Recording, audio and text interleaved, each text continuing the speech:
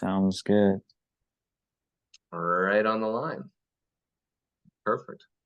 Well, it sounds like a fun summer. Yeah, Mm-hmm. similarly, we're taking it easy and enjoying the hot weather. It's quite the whole East Coast. We're just under a massive heat dome. Good evening, all. As everyone's joining, quick audio check. And for those of you dialing in, feel free to add into the notes. Let us know what part of the continent you're joining us from this evening. We did a great one last night. We had an Anchorage, Virginia, Charlotte, Seattle, Toronto, Halifax, and a Moose Jaw. Moose jaw, yeah. I made a when I was doing my dental school in Australia, I I I did some dental assisting in my first year and on the weekends. And the dentist I worked for was this Aussie guy, but he worked for the army after he graduated, and that's kind of how they pay for his dental school. And he said he did a routine, in Canada, in Moose Jaw of all places, eh? And he's like, yeah. So he's been to Canada, but only the Moose Jaw of all the places. Well, it's basically like Darwin, right, in the Northern Territory. Is that My right? Yeah. my very good friend from high school, Dr. Sam Hickman, and my other friend did his med school and then dental school, two different, down in Australia, University of Sydney as well. It was University of Sydney, right? Yeah. Yeah, and did the same. And then he did his year abroad, as you do, and he got posted up in Darwin. So he got the Jeep and the four-wheel drive and the big gas tank on the back. It was Right. So quite an adventure there. no kidding, no kidding. LaSalle, Ontario, fantastic. And yeah, for those of you just joined, we're going to get rolling in just a second. Let us know in the notes where you're coming from. And I'm going to pull up a poll in a second. Will help to customize some of the content. And we've got a great story of relocation, demolition, construction, and the good, the bad, the ugly. So we can't thank you enough for being here with us. Perfect. Dr. K, go oil. Yeah, the Oilers there. No kidding. Yeah. I saw one from Edmonton joining there, man. That was exciting last night. You know what? I'm ashamed to say it. I didn't get to see it, but I woke up early because we were doing a late webinar last night. And incredible. Yeah, yeah. Right? No, I had to go to my daughter's the choir recital, so I missed most of it, except, well, I missed the second period Yeah. and most of the third, but I watched the last 5 minutes. It was pretty funny watching. Connor That guy McDavid. yeah, did McDavid, and then the defender is, I forgot his name. He dove and just last seconds swept the puck off the goal line, and only for McDavid to turn around and put it back in. But it was kind of funny, him just diving across and just last ditch, and somehow he got a stick on it. It was quite incredible, and then he ends up in the net. As Dr. K said, so stressful. Well, that's not supposed to be the concept for this evening on stress, but no, Marianne, I'm sure it's pretty wild. And look, to have a Canadian team here in the finals, let Yeah. alone with a shot at it, is key. I think the last one was my Senators, which right, Uh, I'm not overly proud of lately, but born and raised in Ottawa, I think they were the last to the finals, and the last to win was Patrick Roy yeah. back in Wow. '93 Yeah. or something. That's Right? right. That's That right. was when It's been a Cirrus while. was founded 30 years ago, for Pete's sake. Okay. On that note, welcome all. We've got a great packed house this evening. First of all, thank you to Sinclair Dental for helping to sponsor this evening's course. For those of you that haven't joined our Business of Dentistry series, Cirrus, we've been around for 30 years, and we really focus on helping to share and educate clients about the importance of the real estate, especially as it pertains to the office lease agreement.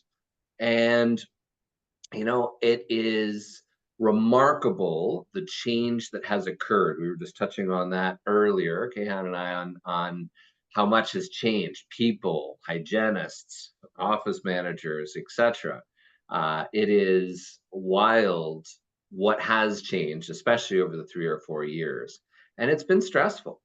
And, I wanted to start things off to, first of all, congratulate each and every one of you. And if you haven't given yourselves a pat on the back for going through what is, for any business owner, let alone one in healthcare, let alone oral healthcare, has been remarkable, right? Global pandemics, shutdowns, all the stuff we'd never thought to see in our lives. Why am I paying my rent when I actually don't even have access to my space?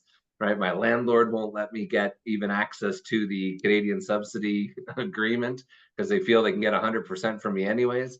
Then staffing, inflation, interest rates. Kayhan, you look very stress-free this evening. Yeah, it's a beautiful day in Vancouver. I can't complain.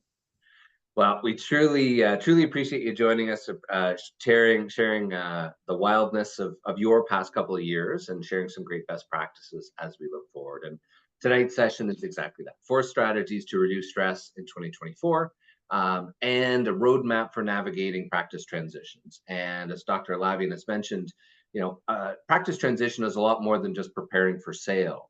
In most cases, you'll see a individual that's going to transfer the physical practice from one side of the street to the other, in this case, or in one side of the country to another, right, to a part of the city. So it is a true privilege to introduce Dr. Keyhan Alavian, the owner and principal dentist for Key Dental Clinic in Vancouver. It is an absolute, incredibly beautiful clinic that I had the privilege of going through and walking through recently. We did some great videos on site. And Dr. Alavian, as you may have heard, if you just joined, is in Vancouver's West End, UBC, then went over to Australia. Has some very interesting stories about the public dental plan in Australia, but we'll keep that for a future date. But 12 years on watching the toilet flush the other way around.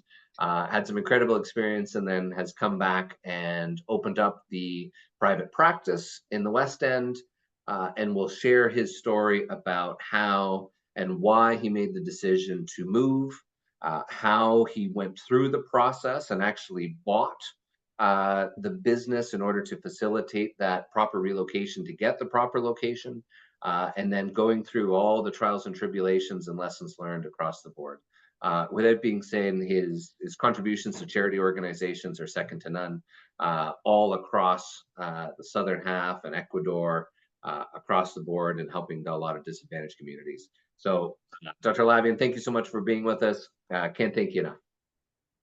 Oh, thank you, Frederick, for having me. It's a pleasure to be here. Excellent. I'm happy to be here and share some of my experiences with your listeners, and hopefully they'll find it useful and relevant.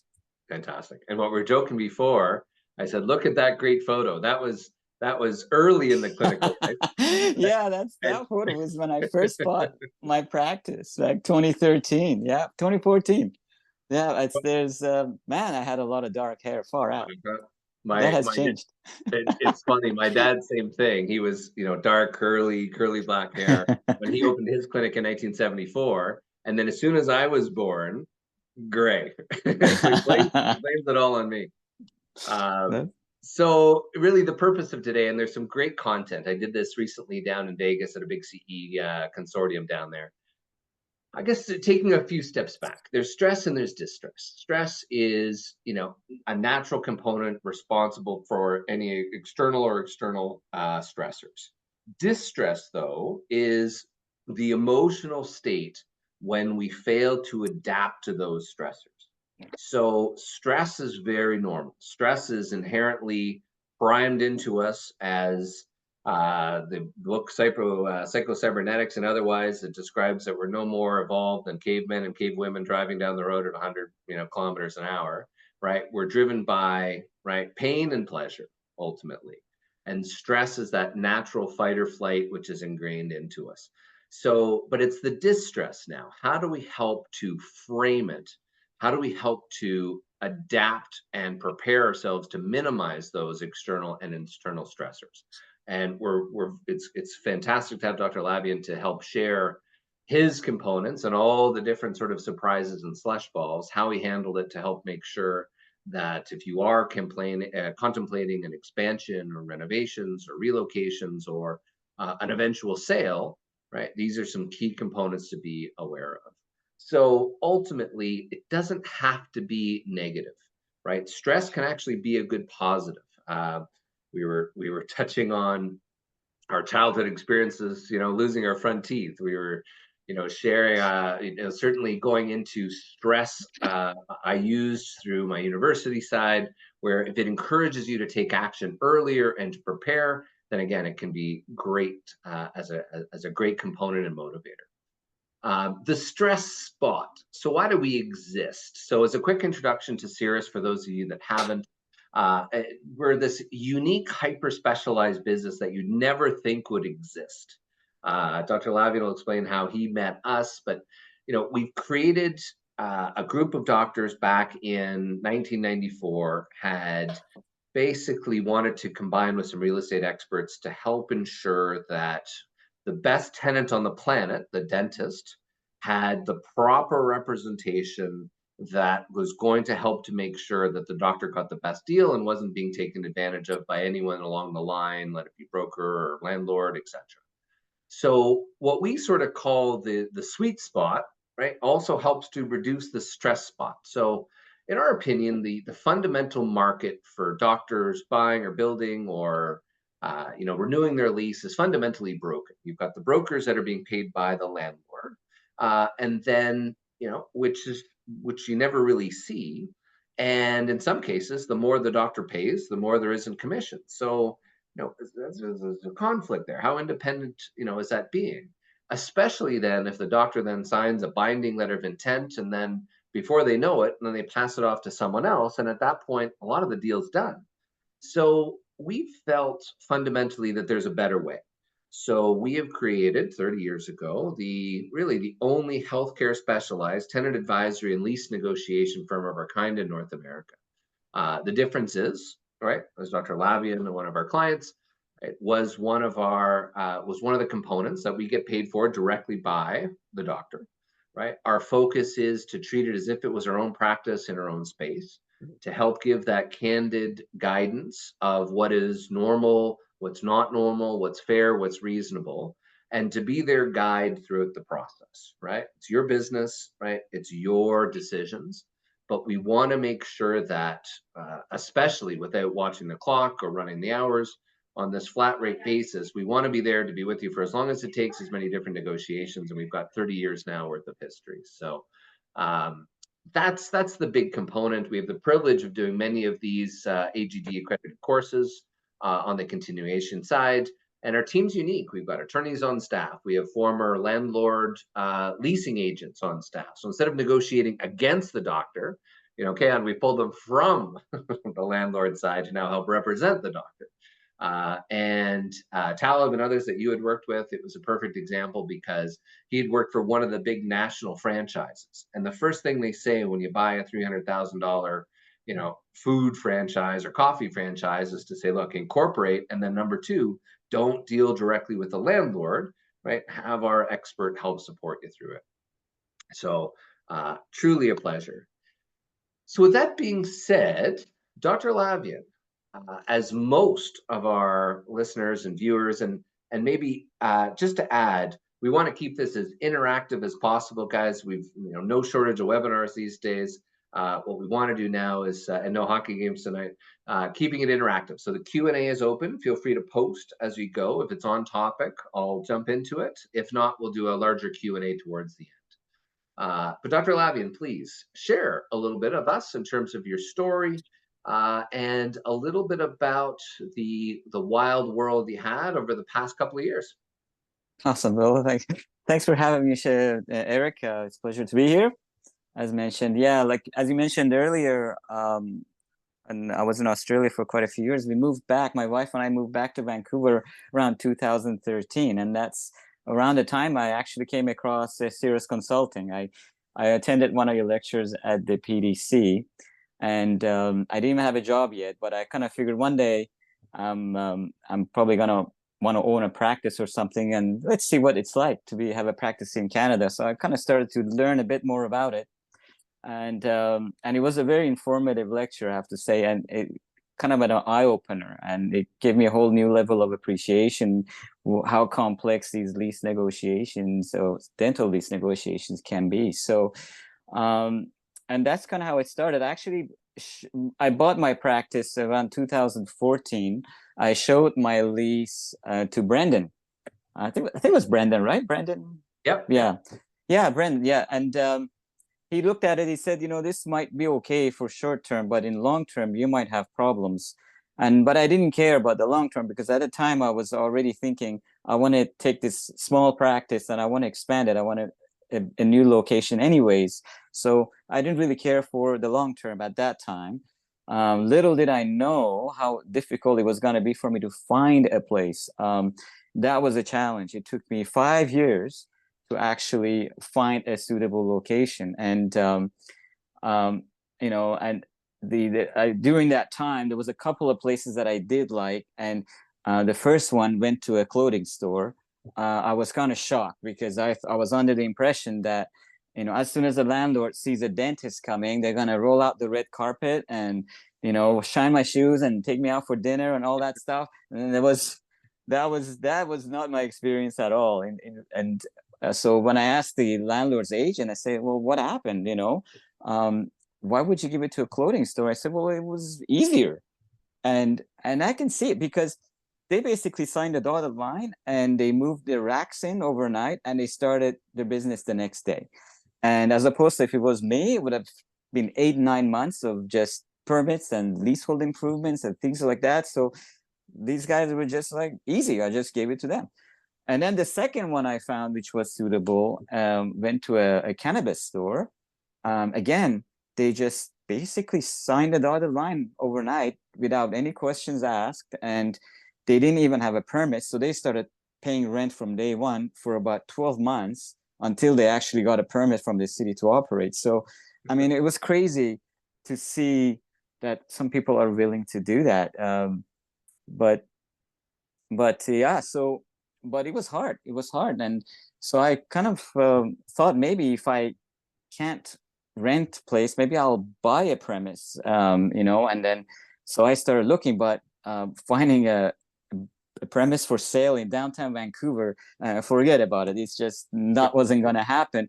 But what I did find was a lot of businesses for sale, which was interesting. I mean, I'm talking businesses like hair salons and nail salons and things like that, not very expensive businesses. And I thought, well, maybe if I find a suitable space, I can buy the business and then just take over the lease. And in fact, that's exactly what happened. As Eric mentioned, I came across. You have to guess what the story was. It was a winemaking shop, and it was in the business for something like 30 years. The old guy was retiring and he was looking to sell it. And I looked at the premise. It was perfect for a dental office. It was across the street from where I was. And then I looked at the lease. I couldn't believe my eyes. Like the rent he was paying was 1/3 of the rent that everyone else in the block was paying. It was quite unbelievable. So I'm thinking, well, I'll just buy it with the condition that I would get a new lease or extend this lease for at least 10 years or so. And that's kind of how it happened. And I know, and obviously you need to have some kind of a subject like that in there so you can just walk away if the lease doesn't work out. But that was the game changer for me, because what happened was when you're buying a business, you have complete access and exclusive access to the landlord. So the landlord can come and say, well, I got 10 other offers, so take it or leave it. You have exclusive negotiation rights with that landlord, so you can go and work about it any way you want. So that was huge for me. The problem with that was, though, with this particular landlord, it was one of the big banks, and nobody knows anything. Everybody's just passing on the paper to the next guy. it's impossible to get a hold of anybody. And it was just very difficult to deal with. So that's when I approached Eric, and I said, look, I just don't have the time. I'm running a business practice as it is. I don't have the time to chase these monkeys around and get some. So I need you to do that for me. So to be honest, I didn't have the time nor the knowledge, to be honest. So I just, I didn't want to screw this up. So I said, you guys got to deal with this. But I don't know if you remember that conversation we had, Eric. The first conversation we had, it was, I said, and I was very frank with him. I was very blunt. I said, look, I don't want a middleman. I don't want a guy who's just gonna get my just relay messages from me to the landlord and back to me. Yeah. There's no value in that whatsoever. What I really wanted was someone who knows the profession, who's done it before, and who can give me timely advice on when to push, when to pull back, what sort of things to concentrate on so that momentum keeps going, and not get bogged down on non-relevant trivial stuff, and essentially come up with some kind of a deal that's acceptable to all parties. I mean, ultimately you want to win-win for everyone, right? The landlord's got to make money too, and I want to make sure at the end of the day everybody's happy. So everyone has to be happy for this to work. So there has to be some compromises made in the middle there, and so that's kind of how it all came about, and that gave me a lot of peace of mind knowing that at the least I'm going to get is going to be sound. Because if I'm going to go build a practice and spend all this money, I better make sure that it's on a strong foundation. So and that's when I think that was the right decision for me. I 100% think that, and getting someone to negotiate on my behalf, and all that really helped me reduce the stress that's involved in that. Just the whole stress of just with the lease negotiations.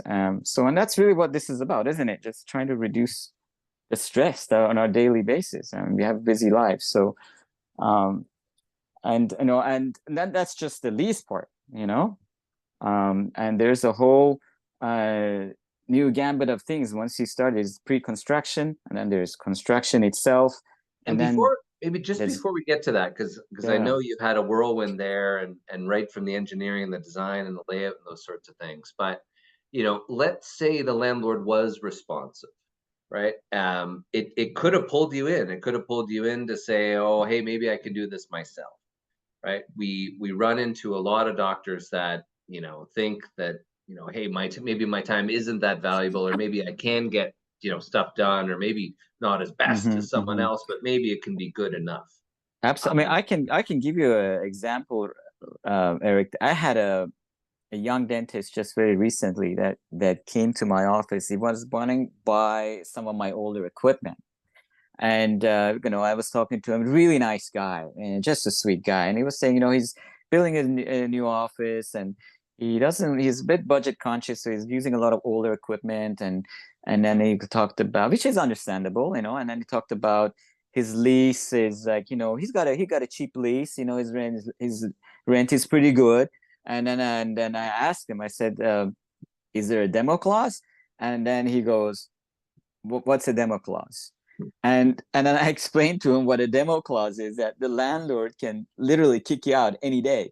And he didn't know. And I don't blame him. I mean, they don't teach us this stuff in dental school, right?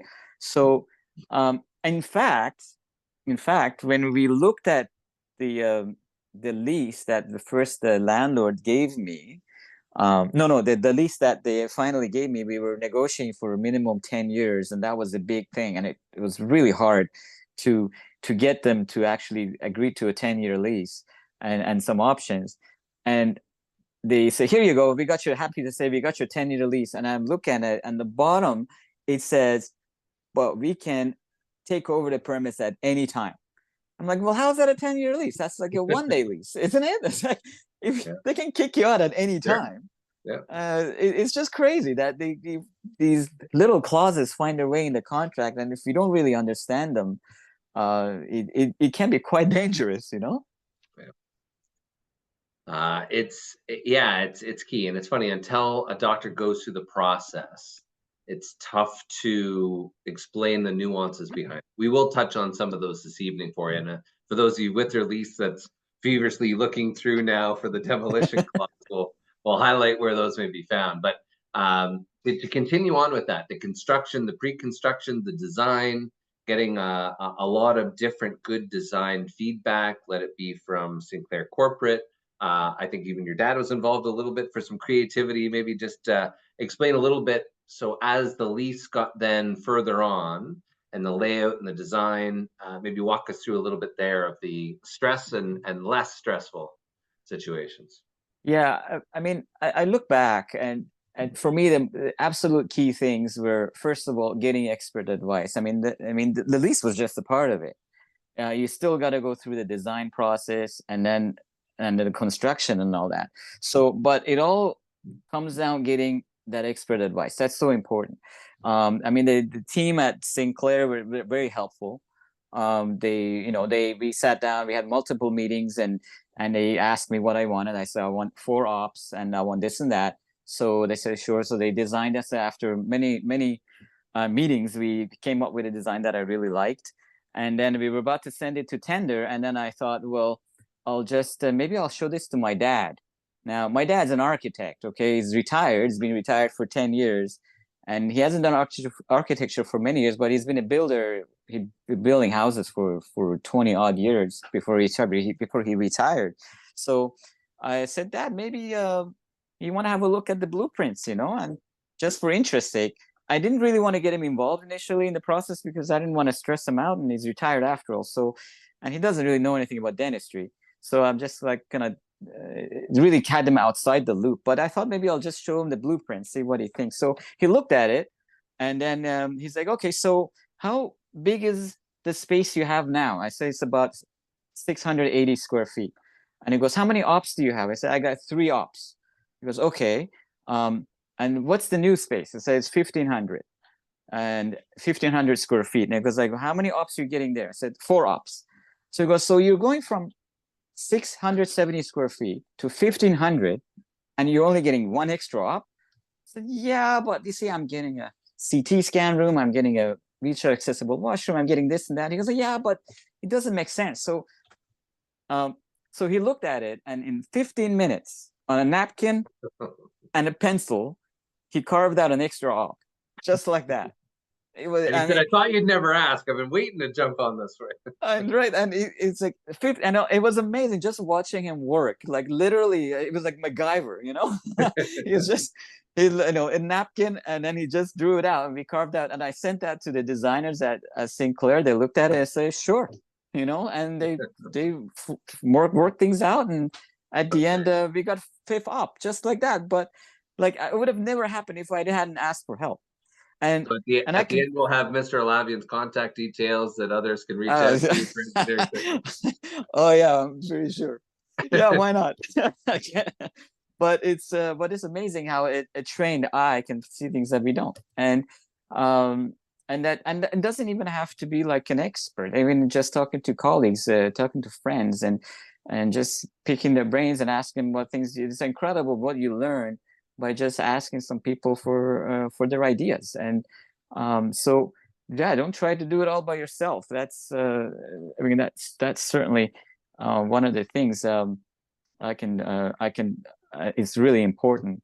The other thing that was really important for me was during the construction, it's a massive undertaking. So you really need the people to be there to help you out and do it. You need proper professionals to basically get it off your plate. The more you have on your plate, the better, because if you're running a business and a family and you try to do this on top, it's just too much.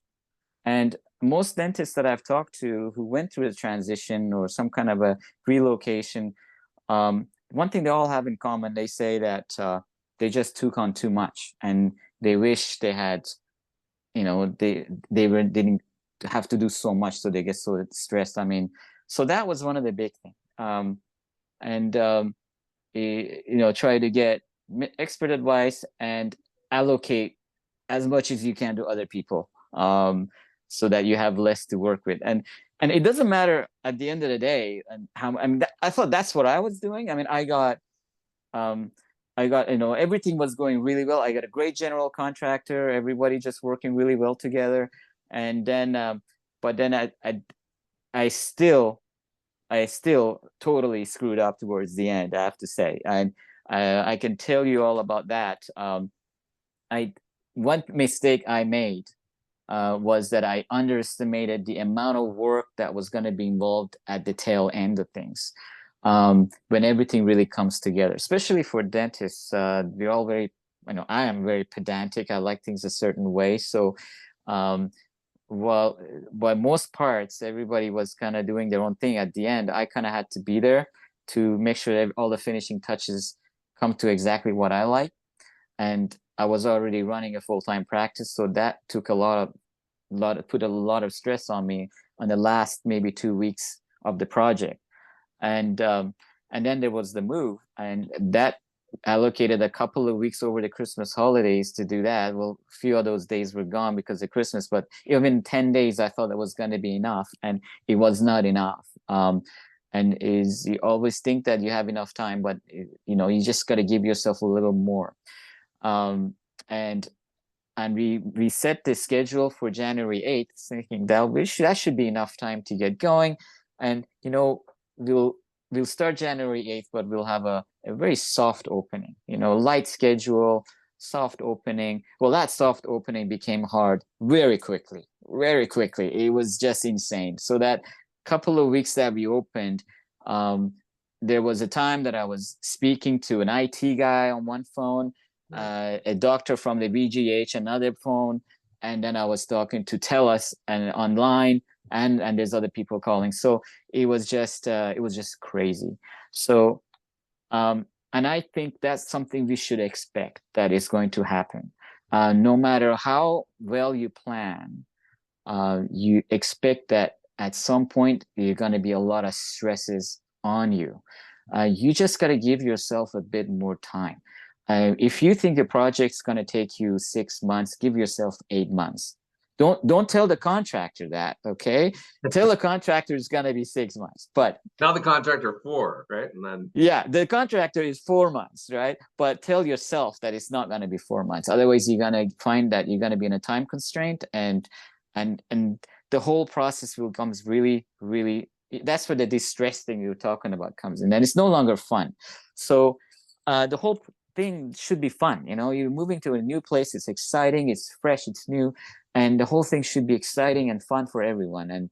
And when it's too stressful, then it's no longer fun. So just make sure that you give yourself time, or make yourself that you allocate to people. And if you feel that you need to be involved, because I certainly felt that I need to be somewhat involved to get things the way I like, because that's kind of how I am. I wouldn't be happy. Some people are just happy, they don't care. And I envy those people. I know they just like, whatever. And I'm kind of like, no, I like to have things a certain way. I'm not like terribly OCD, but to some degrees, I like to have things a certain way. I'm very detail oriented. So I knew there was going to be some pressure on me, but just got to give yourself time if you know that you expect that there's going to be pressure on me, so you don't get overwhelmed. And I think it all comes down to planning. I think one of the most incredible things that that I've seen was actually Captain Sully landing that plane on Hudson River. I just watched that movie, actually. Did you? Oh, did you? Oh, well, I remember watching the video on news, and what was even more amazing to me was the flight recorder. If you ever get a chance to listen to the flight recorder, do it. It's incredible. I mean, he's landing the plane with no engines and 170 passengers in the back, and he's sounds like he's on a Sunday drive. He just calm, relaxed, and just went through his processes. And when they asked him how he did it, he's like, well, he's been prepared. He's prepared all his life for things like this, right? So when you're gonna be in transition, and I've talked to many dentists about this, expect a lot of stress. But as long as you're prepared for it, you're gonna be fine. And it's gonna be amazing at the end of it. I guarantee you that. So yeah, that's pretty much my story, I think. And and yeah, if I know, I'm certainly here for some questions and answers at the end. So if you guys have any questions, I'm more than happy to help. You also have my phone number and details, so you can contact me that way. I'm more than happy. Throughout this process, I spoke to many dentists, and I picked their brains, and and kind of getting their ideas of what their things are, what things that went wrong, and what they thought. So all of that comes in really handy. So speak to colleagues, speak to your friends, and they don't even need to be in dentistry. It could be anywhere, and just and you never know what you learn. Perfect. Fantastic. And we're going to interweave a lot of those key lessons into some of these components. And to help customize this from Keyhan and I as we go through, give us a little background on yourself. So, again, from the pretty packed house here, are you in a space that you own, or are you in a space that you lease? Right? Are you in the state where you're planning to open or relocate a clinic? I mean, statistics are the average dentist will open 2.1 clinics in their career, meaning one way or another, we're either opening a second little clinic or removing that clinic, as Dr. Alavian did. Maybe you're thinking of acquiring a clinic.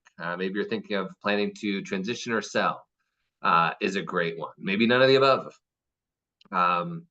To the lease. The lease is an interesting component, as you heard from Keyhan. It was one of these interesting components about, what to find a space needed to buy the business. And when buying the business, the lease became a big component of the value of that business. Quite frankly, it made the value of the business. I can't wait to know, Dr. Lavian, how many, like my old man, how many vats of winemaking kits you have now in your basement. Well, we got about 600 bottles of wine. Worth every penny. Worth every penny.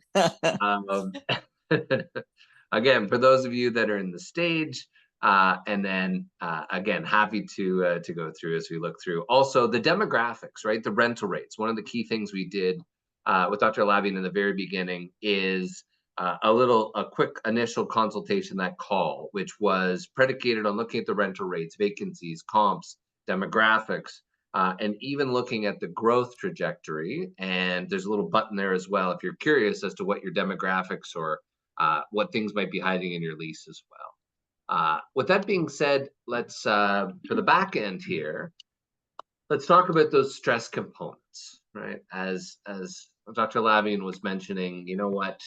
Stuff is always going to hit the wall. There's always going to be surprises. Heck, even in your front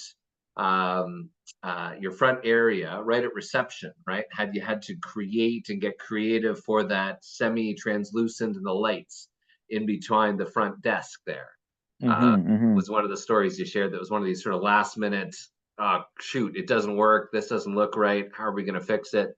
And while you're running a business. So a lot of these best practices come from Dale Carnegie. Obviously, he wrote How to Win Friends and Influence People. He's got another great book called How to Stop Worrying and Start Living. It's 100 years old, probably 120 years old now, but it does help with a few sort of core components. So part of this is get the facts, know what you're going into, gather the information, analyze it, and then really take action. Right? How do you help to prepare yourself for it, assuming it's going to take longer, assuming there's going to be surprises, and assuming there's going to be some bumps and little kicks to the pants, if you will. So the data, speaking of that, let it be in Vancouver, let it be in LaSalle, Ontario, let it be in Go Oilers, home country, right? Having the data, we have access to 95 billion square feet of data, which gives us a huge repertoire of locations. So when we look across the country, for example, vacancy rates versus market rents, it creates an interesting perspective now. There's a lot of interesting opportunities. There's a lot of landlords with commercial space with massive vacancies. Downtown Vancouver, it slowed. It slowed more than it has in years. Retail continues to be strong because, right, people are still shopping. But that commercial space in those big buildings, definitely, if you've read some of the articles in the Globe and Mail, some of the big landlords are down and down dramatically. The Vancouver, again, interesting story. Vacancies starting to come back up, some extrapolations of what we see for the future. And again, it makes it for a great time to help look at what those long-term expenses are and how do we lock ourselves in. Back to my senators here in Ottawa, right? Similarly, expectations are rent's going to continue to increase. So what can we do today to help lock that in preparation for the unknown? So that's a key point, is just getting the data, rental rates, vacancies, comp reports. Literally we shared our screen in an original call with Keyhan and going through this data that we have access to. This was a very good one for me. Was, as a business owner, stressful.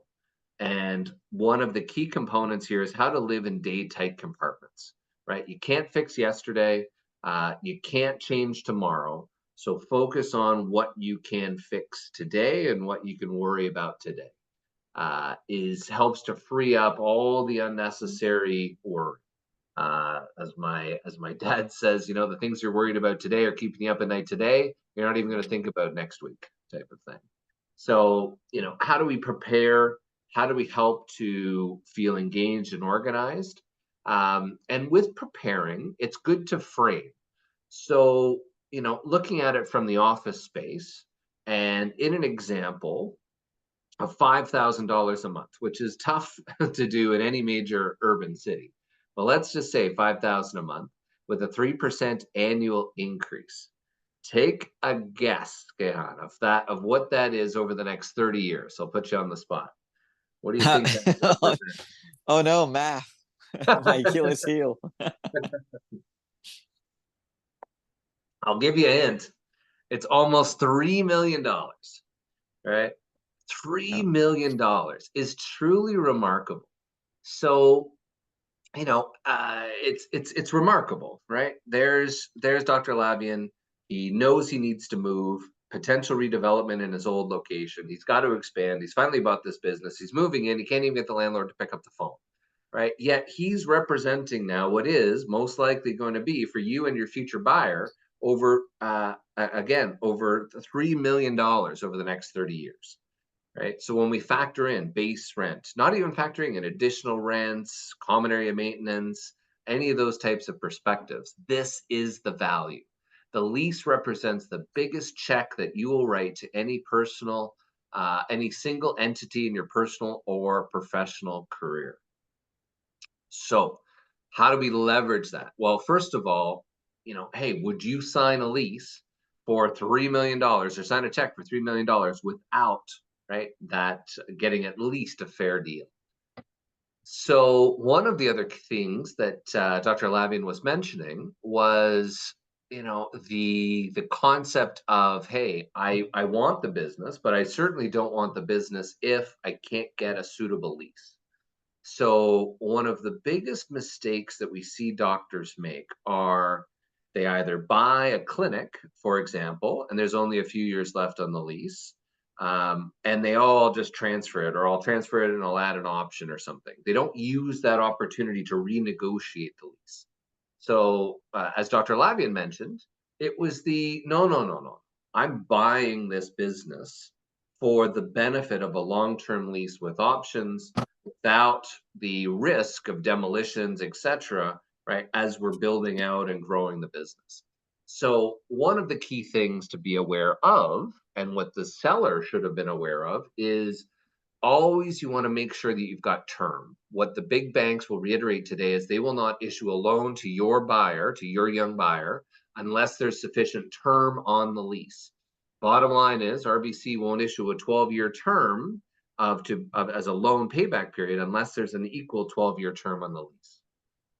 In addition to that, what the landlord does very sneakily in all leases is to say, hey, Dr. Alavian, if you want to stay, no problems. Here's a 10-year term. Here's 2 5-year options. However, right, you must give me written notice, right, via registered mail and carrier pigeon when the moon is aligned with Saturn, type of thing, very specific.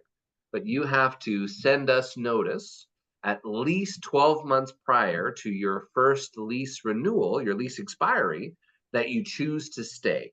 Why? Because I need to fill your space if you don't want to stay. So I need to know 12 months in advance. And oh, by the way, if you don't tell me, your remaining 2 5-year options become null and void. I share that not to be alarmist, but that is the biggest stress trap today. Almost 40% of the doctors that send us their lease for review have either missed their option to renew deadline, and their landlord has sent them some new standard form lease and added demolitions or relocations or all sorts of craziness.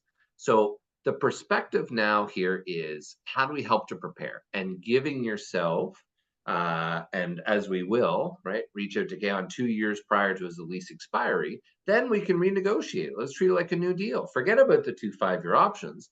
Let's do another 10 and keep those 2 5-year options for Keyhan's future buyer, right? Keep the term for you, keep the buy options for your buyer. What we see all too often are doctors that are, oh, shoot, right? I forgot to renew my lease.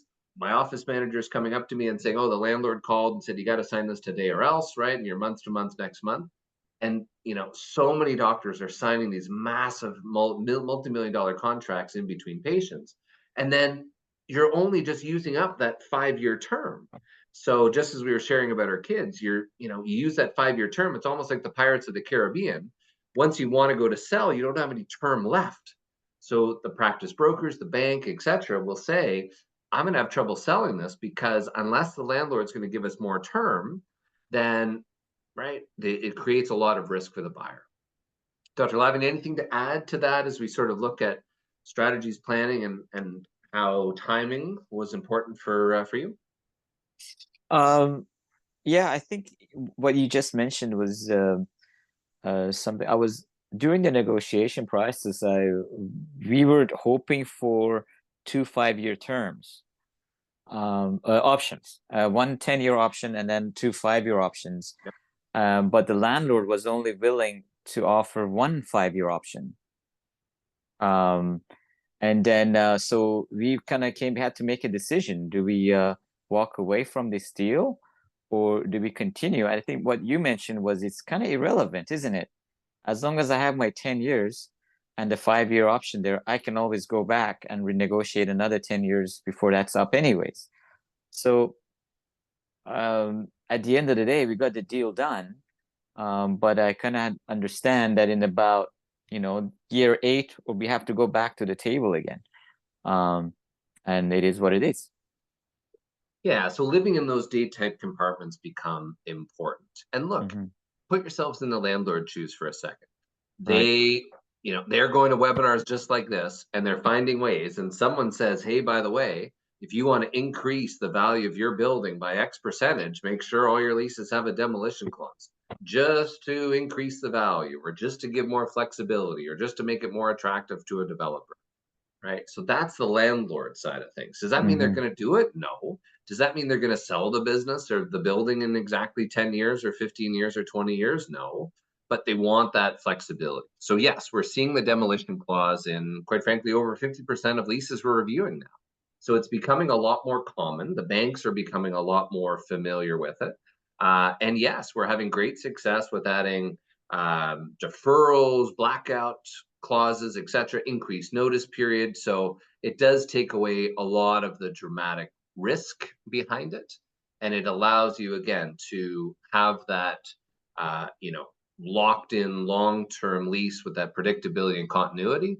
And then, of course, the world changes, as we've learned over the past 10 years. The world changes 100 times over. Starting the process 2 years in advance is fantastic because, again, it maximizes your leverage. It locks things in. The flip side is, Dr. Alavian, we just did another deal outside of Toronto. We were able to lock in a 10-year term, 2 5-year options. Well, now, 8 years later, the landlord wants to redevelop.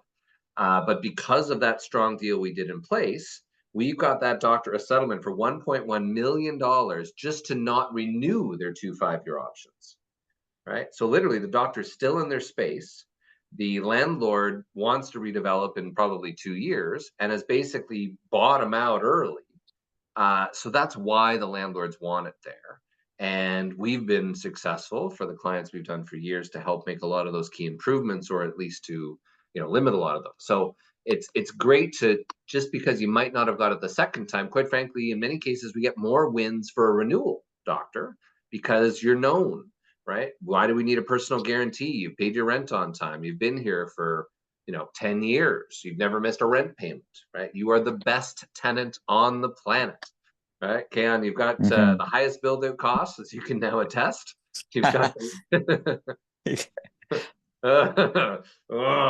You got that right. Yeah. Right. You've got the lowest default rates at 0.5%. The likelihood of your clinic not being there after 10 years or a dentist in there after 10 years is less than 0.5%. A restaurant is over 92%, right? Plus, you can't work from home, right? You're COVID proof, regardless of what your staff tell you. And you've got a great opportunity. You're there for at least 26 and a half years. So, on to number 3 is how do we manage it, right? When we look at these common stresses, what can we do? Well, yes, right? As Keyhan mentioned, it's towards the last 2 weeks, right? There were some mess ups, right? We're human. How do we help? What do we do? And how do we help to prepare ourselves? So this is a bit of a workshop exercise we do in some of our key courses. Happy to email it to you afterwards.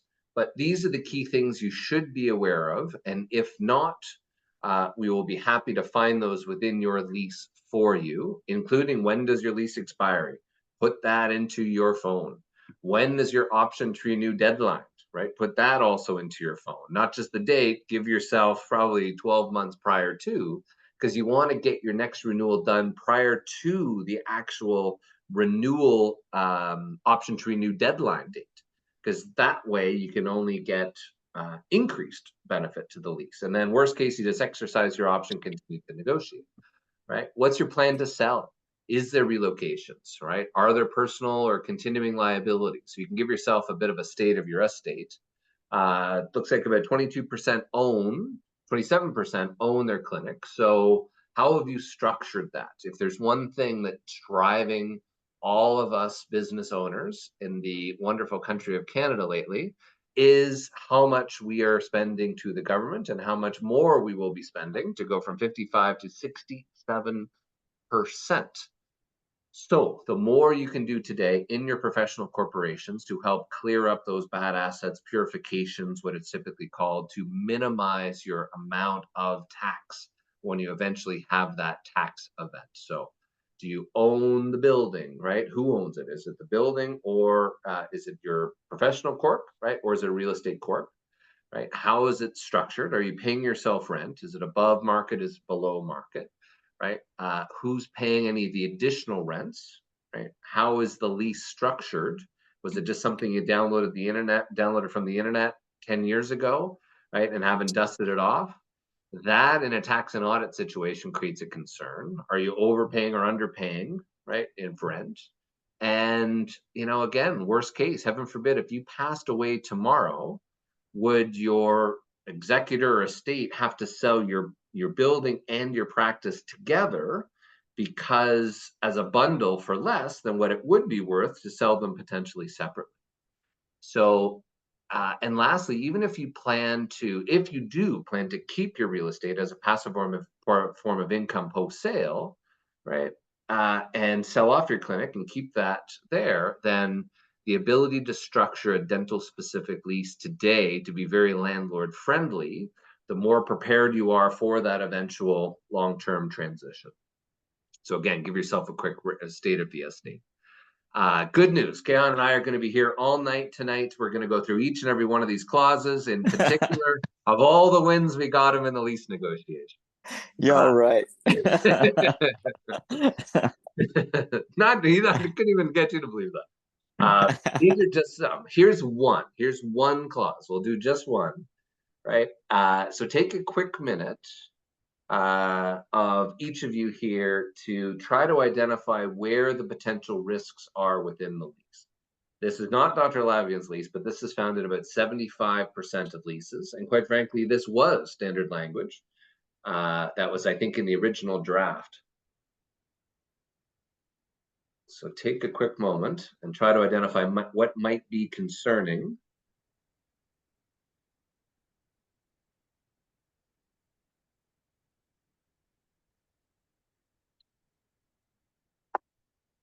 Okay. Dr. Lavin, anything that jumped out at you first? Yeah, the fact that the power is all to the landlord, right? They get to be the that have the final say.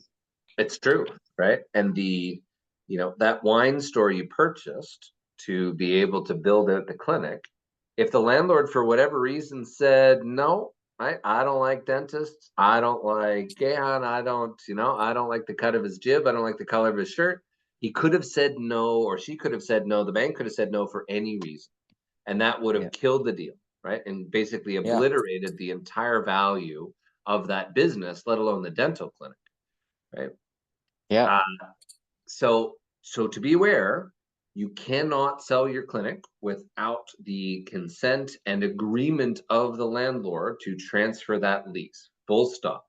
The number one reason why a practice deal dies at the 11th hour is because of the stupid lease. Now, in this case, it gets a little worse. So, back to the power of the landlord. So, right, I come to buy Dr. Lavian's practice, right? The landlord comes to me and says, right, or Keyhan comes to the landlord and says, okay, great, I've got Eric, he's a swell guy, he's gonna, take over my business. The landlord then says, okay, send me every little piece of conceivable data. And now I will sit back and determine what I want to do. I'm either going to approve, right, the sale and the assignment of this lease, or two, no, I don't like the stripe of this shirt, right? So therefore, no, you're done. Or number three, not only say no, but I'm going to terminate Dr. Alavian's lease on the date that I was due to close my practice sale. In other words, just for asking to sell the clinic and transfer the lease to a potential buyer, the landlord has the right not only to say yes, to say no, but to actually tear up the lease, terminate the lease, right? And engage directly with the incoming tenant. Now, Dr. Lavian, how much is your beautiful new clinic worth, right? Without the keys. Right. Yeah. So these are the type of things that, if you haven't looked for a cure for insomnia and tried to read your lease, right, at night, these are the type of things that are in over 75% of leases. This is another big one. Look for the word. Look for the word. And yes, I just saw a question come through. We'll cover those shortly. Look for the word consideration, right? And or look for any change upon sale. So let's say I do purchase Dr. Lavian's clinic. The landlord then has the right to completely change the rental rates, as Keyhan found. So as he was buying it in, that was getting a low rent, right? What some landlords can do is to say, okay, well, hey, right, the wine store is out, Key Dental's in. I'm going to now increase the rent to fair market or by 15% more than the then current rent, whichever is greater. So now suddenly what was a great business opportunity has decreased a lot because now the landlord doesn't want the outgoing tenant to profit through that, which is exactly what we see here. So should the tenant receive any sort of money, cash goods, or any form of consideration, that's what you want to look for, in relation to the assignment of this lease, then the landlord is entitled to a percentage of that. Meaning, if Dr. Alavian sells his clinic for $1 million, right, the landlord is entitled to the difference between what Dr. Alavian's paying, right, versus what he gets from the sale of his clinic. The landlord states that I don't want someone to profit from the transferability, right, of my space. It's my space, it's my foot traffic, it's my unit, etc. So we just did an internal Cirrus University course on this just 2 days ago. Landlords are even expanding this now to say, look, we are owed any money for any leasehold improvements as part of your practice valuation from, tier 3 or any of the big practice brokerages there. So again, we're seeing this more and more often. We're seeing doctors having to pay the landlord anywhere from 30 to recently $180,000 in almost key money to transfer the lease. And then lastly, at the very bottom, is that even after the doctor sells, they will still remain as personally and corporately liable even after the practice is sold. So one little clause, right, potentially anywhere from $250,000 to $750,000 plus worth of value. So I see some good questions come through. We're going to cover that in just a second. Personal client of mine left us a great Google review, 74 years of age. Her landlord owned a restaurant, wanted her out. She tried to sell her clinic 3 separate times. Every time the landlord said no, right? No, not interested. Her partner, a DSO, right? Another young associate, no. The landlord wanted to take over her space, corner unit, etc. So made her at 74 years of age. Can you imagine in your mid 70s being forced to relocate the clinic just to sell it? So, yeah, we were able to do it. Luckily, we got the landlord to cover almost all of the build out costs. Doesn't happen all the time, of course, but just again, to get that section taken out, rewritten, and reinserted, it's worth its weight in gold. So be cautious of any of that sort of consideration language, because the landlords are now adding stuff just like this, which basically states if you're going to get money in conjunction with the sale of your clinic and it's related to any sort of leasehold improvements, etc., I, the landlord, want my cut. Even some national landlords that shall remain nameless, just as part of their package, when it says, I'm planning to sell my clinic, in their cover letter, it states, we reserve the right to get 10% of whatever the money you get in conjunction with the sale. And oh, by the way, we want a copy of your valuation and the agreement of purchase and sale. Now we're going to go through all these clauses. I'm kidding. But these are just a few of what we cover in terms of very negotiable components that can have other seemingly high risk. Death and disability is another great one that we added in for Dr. Alavians and others, many others, is heaven forbid if something happened to you or my godfather took a divot, tore his rotator cuff, couldn't practice any further. It gives you or your estate the ability to either A, terminate the lease, or B, renew the lease in preparation for sale. So having a dental specific death and disability clause is absolutely invaluable. So peace of mind there. As we close, right, action items. So let's be smart about next steps. As Keyhan mentioned, don't rush into these. Number one, get all the information. If you don't have your original lease signed by the original tenant, the original landlord in 1986, and it's been renewed and amended 82 times, that original lease is where you're going to find that assignment clause. So get all the information. If you don't have it, you can email the landlord tomorrow. Their admin will write you back and send you a whole PDF of the entire governing document. Number two is figure out your goals, right? Keyhan mentioned, it was key. It was his vision to open a second location. It was and relocate. It was his goal to, here's exactly what he was looking for. Here was the square footage. Here was the geography. And here's how long he planned to practice as part of the long-term goals. Number three is if you've never had your lease professionally reviewed, it is so much better to know than not. You can't just stick your head in the sand, because it takes what could be a positive stressful situation, suddenly creates a massive amount of distress if, heaven forbid, health-wise or anything were to happen.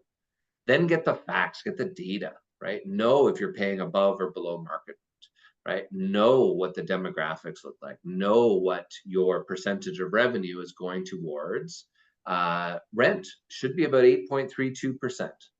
Then figure out the long-term negotiation strategy. But please don't come off the call tonight, go into the office tomorrow, pick up the phone and call the landlord and said, wow, I watched Dr. Alavian last night, and Eric, what a great webinar. Mr. Landlord, what do you want to charge me for my next renewal? Don't skip sections 1 through 5. Make sure you've got the proper plan. It's like a carefully choreographed game of chess. We certainly don't want to come in. You don't just want a ping pong ball delivering the message, as Keyhan mentioned. You want someone to be able to go into it that even before the very first conversation with the landlord, we figure out exactly what our must-haves, our nice-to-haves, and things that we're going to give up in order to help get to our final form lease. Again, we're going to get to the questions in just a second. Then we negotiate the financial, then the business clauses, and don't stop until you get to a final form lease you're satisfied. So let's get to some of the Q&A and appreciation for everyone's time. And thanks to our sponsors, we have for everyone that's attended, a $2,000 voucher for a complimentary lease review and rental rate and demographic analysis. So what we do is go through your lease, the original lease, identify if there's any documents missing, identify if there's anything not properly signed or countersigned. Myself and our lead leasing team go through the process to line by line identifying some of these red flags. We do a 1-hour call with you and any other of your partners, etc., to go through these sorts of risks, look through the rental components, just as we did with Keyhan's practice, to help make sure we know what's in it, what the risks are, and then more importantly, what can we realistically get fixed, and what's the likelihood of that. So from that component, I'll pull up the exit poll here, and that'll give you a quick opportunity to go through and pass on any additional feedback there as well. Perfect. So that's just up as a quick little button, and we'll follow up with you over the next couple of days and schedule that for you. We would need to have that received as part of the course in order to maintain the voucher. And we thank you for Sinclair for helping to sponsor this evening. Okay, perfect. So right on time. Just a couple of additional questions. Hold on, Eric. What do I get? Oh wait, there's more. What do I get? I'm kidding. Go ahead. Well, we truly appreciate it. Look, Dr. Alavian, I think anytime. We truly appreciate it. Look, it's a difficult world out there. It's a difficult support time. It's important to align yourself with dental specifics experts in the space. We really appreciate the tales of woe and the surprises you had as you went through the process. A couple of questions that have come through. So what would the wording be by asking to change that? So maybe, Dr. Alavian, this is actually a good question from your perspective. So as we were going through all the back and forth and the drafting, sort of best case, the landlord came back with a revision, we then came back with a further revision. Maybe just share when you were asking your lease negotiator, okay, great, well, these are the 5 issues. Now, what's the wording, what's the proposal, and how do we fix that? Maybe explain that from your perspective. And you turned off your camera, by the way. Oh yeah, my phone was running out of battery, so I kind of went straight to phone. No problem. But yeah, sorry about that. You're just gonna be hearing my wonderful voice now. But yeah, actually, it's very interesting what you mentioned, because I remember when I first attended your lecture back in, was it 2013, when I mentioned, and it was very, Brendan, it was very clever. What he did was he did what you did. He put a part of the standard lease, like a paragraph from a standard lease, and then he says, well, have a read and tell me what you think, right? So I'm kind of looking at it, and I know it's a trick question, okay? Like, I know it. Like, why would he put it up there, right? So I'm looking at it, and I'm like, it talks about, paying your rent on time, and if I don't pay my rent, I'm liable, and all these things. And I'm thinking, well, that all kind of makes sense, right? I have to kind of pay my rent. I get it. So what's the big fuss about? Well, it turns out, like you said, at the end of the day, what it really meant was that if I sell my practice to someone else and they default on the rent, I'm still liable for it. And I couldn't believe it. And later on, a few years later, I was talking to a colleague of mine, and that exact same thing happened to him. He was talking about selling his, when he was selling his a satellite practice. He was just too busy running 2 offices. I just sold it. But then he found out that clause existed in the contract. Now he's worried that what if the dentist that bought it doesn't pay rent? The landlord can actually come after him, which makes absolutely no sense, but it's right there in the contract. So it's really bizarre how some of these, and to be honest with you, Eric, half this stuff is just Russian to me. Like I don't speak Russian. If I was Russian, maybe, but I mean, it's all completely gibberish nonsense to me, and I don't understand them. And I'm being honest with you. So that's why I rely on people like you to kind of make sense of it, because I don't. And I hate contracts. I just don't understand the wording. It's just can't wrap my head around it. So when we talked about it, and that's really what I wanted. I wanted someone to kind of explain these to me, and then kind of say what's important. What I still, to be honest, some of the stuff on the contract I still don't understand, but I do remember when we got the first draft from the landlord, and what we sent back, it was completely different. There was red lines everywhere, um, and it just goes to tell you like how like convoluted some of this stuff is. So you guys go completely changed it around and put other wordings in there, which I still don't understand what they are. But that's really my point, is that this is so far from, I mean, from my perspective, my point of view, this is so far from my level of expertise in this sort of things that I much prefer to have you guys deal with it, and I kind of just explain them to me in a layman language. So I could, if I was to ever do another negotiations, there's not a chance in the world that I would try to do it myself, purely because I just don't understand it. I just can't. So I mean, that's just my personal opinion.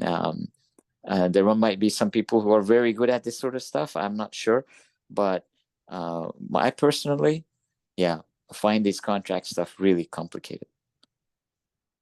It's yeah, I mean, look, it's one of these components as we help to look forward and plan. It's the more we can do in advance, the better. And it's things that you do once or twice in a lifetime. Get some Yeah, help. Things that you do 3, 4 times a year, great, do it yourself. So, Dr. yeah, H, from that perspective, what would the ideal wording be? Well, don't look at it as just sort of binary. It's best case scenario, we would remove that reference to continuing liability post sale. Or if the land still says no, well, there's a whole other cornucopia of a half dozen, a dozen different ways of improving that, right? If you think about when Dr. Alavian sells, if he does, like his colleague, that was continually liable indefinitely, as long as that lease continued to renew and it was bought and sold and bought and sold and bought and sold, he's still on the hook indefinitely, right? So if that's the worst case, then maybe it's limited at the sale of it, when their buyer sells it down the line, right? That's still pretty bad. Maybe it's limited so that the continuing liability is absolved at the end of the first 5-year renewal term. Maybe it's after the buyer has paid 12 months worth of rent. Maybe it's only if on sale there's a higher security deposit, right? Something along those lines. So there's a whole host of ways of limiting those, and almost an unlimited way of helping to, again, go from being liable indefinitely post sale to, right, dramatically limited. But it's important to know where where it is. And now landlords are getting creative. They're, instead of demolition, they're saying substantially renovate the mall.